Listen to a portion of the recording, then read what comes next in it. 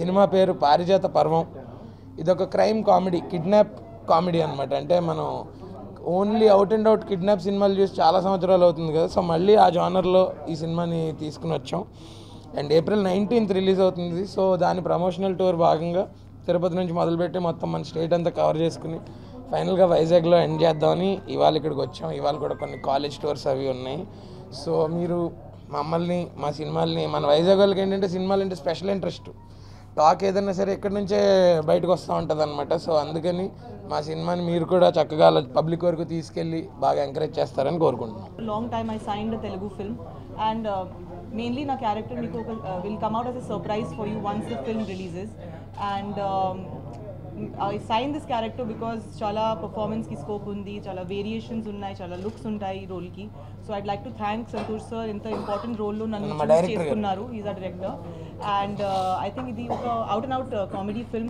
If you have seen like in Hindi, if I have to compare it to something like oka Hera Fairy film is like a cult Hindi film, you know, which is a full comedy film. It's somewhat, you know, on those lines.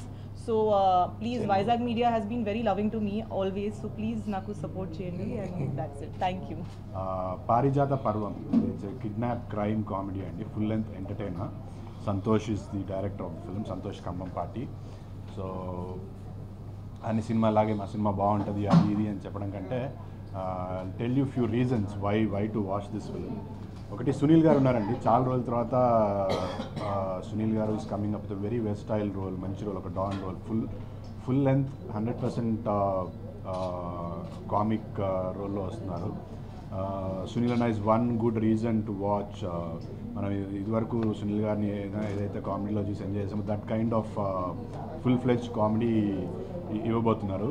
The other reason is Harsha. మొన్నే రీసెంట్గా సుందరం మాస్టర్లో we have seen his performance, అంతకుముందు సినిమాలో చేసాము. But Harsha is another good reason to watch this film. First నుంచి last వరకు మా ఇద్దరు కాంబినేషన్ అసలు హిలేరియస్ ఉంటుంది, ఫుల్ ఆన్ నవ్విస్తాము.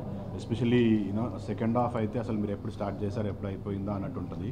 పారిజాత పర్వం is coming on 19th April theatres world wide release అవుతుంది.